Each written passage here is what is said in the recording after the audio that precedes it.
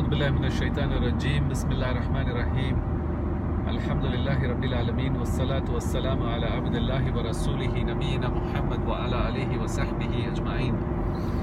My dear brothers and sisters, Assalamu alaikum wa rahmatullahi wa barakatuhu. The topic of today's Jumua Khutba in Dubai is about responding to Allah's call. Now that Allah subhanahu wa ta'ala has blessed us with another holy month of Ramadan and we enter this holy month, Allah subhanahu wa ta'ala has blessed us with one more opportunity to re-establish our connection with Him. It is a month of blessings, it's a month of the Noble Quran, it's the month of forgiveness, it's a month of giving, and it's a month of learning. Allah subhanahu wa ta'ala says in the Noble Quran in Surah Al-Baqarah chapter number 2 verse 183, Ya ayyuhalladhina amanu kutiba alaykum as-siyamu kama kutiba ala alladhina min qablikum la'allakum tattaqun. O you who believe, fasting is prescribed on you as it was prescribed on those before you, so that you would guard against evil. So fasting has been constituted as one of the pillars of Islam, and it's very important that we as Muslims fast in order to gain reward from Allah the Almighty. In one of the hadiths it was narrated that the one who fasts will be asked to enter the paradise from a gate called Ar-Rayyan. Ar-Rayyan is a gate through which only those who used to fast would enter the paradise, and no one else would be allowed to enter paradise through this gate. When once the believer would enter paradise from this gate, it would be said to him, a caller would tell him that Allah has a covenant with you and He wants to reward you.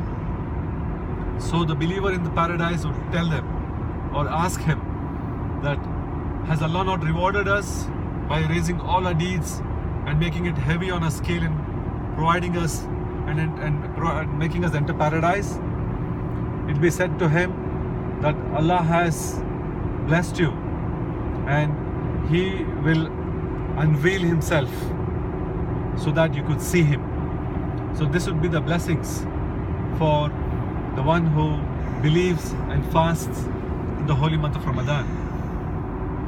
And another great blessing that we encounter is that we get closer to Allah the Almighty, and there are many ways by which a believer can get closer to Allah the Almighty. And among all those acts that would make a believer get closer to Allah the Almighty, on the top of the list is as-salah, prayers. So the one who established regular prayers is the one who would get closer to Allah, and there are many rewards for that, the one who established prayers regularly. And the third one is on the zikr. Zikr is to remember Allah, and one of the very important ways to remember Allah is to read the Noble Quran.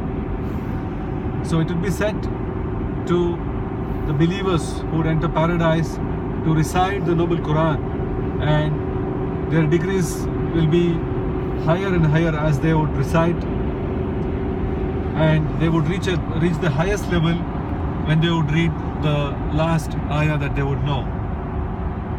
And the fourth point is on charity. So the one who gives in charity to the poor, feeds the poor in Ramadan, would be rewarded much in the life hereafter. And another point is on forgiveness. The one who forgives those who have offended him and re-establishes his relation with them just to please Allah, Allah the Almighty promises us of rewards in the hereafter. So we ask Allah the Almighty to enable us fast the whole month of Ramadan, establish prayers day and especially the night prayers, the prayers of Taraweeh and the prayers at night, inshallah. So my dear brothers and sisters, please strive hard to get closer to Allah the Almighty, and do not miss in practicing any of the acts of worship in this holy month of Ramadan.